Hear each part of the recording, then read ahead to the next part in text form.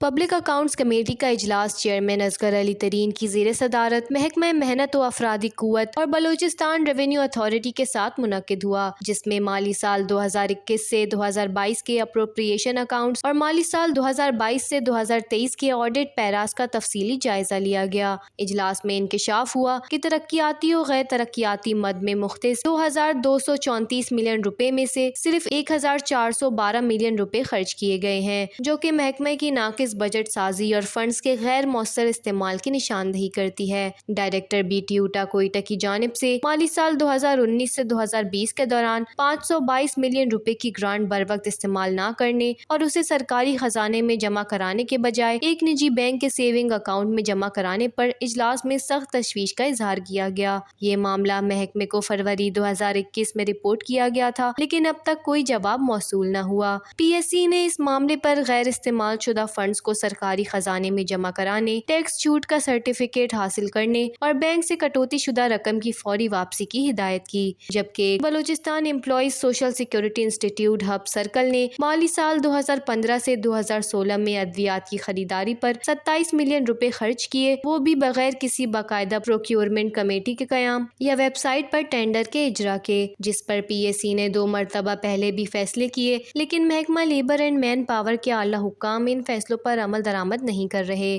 اس بابت P S C نے chief secretary کو فوری کارروائی کی سفارش کی۔ اجلاس کے دوسرے مرحلے میں بلوچستان ریونیو اتھارٹی کے آڈٹ میں 231 ملین روپے کی بے قاعدگیاں اور 35 ملین روپے کی ریکوری کی بھی نشاندہی کی گئی۔ پبلک اکاؤنٹس کمیٹی نے یہ واضح کیا کہ وہ ہر سطح پر شفافیت اور احتساب کو فروغ دے گی اور متعلقہ حکام کے خلاف بلا امتیاز کارروائی کی جائے گی۔ وش نیوز، کوئٹہ، بلوچستان۔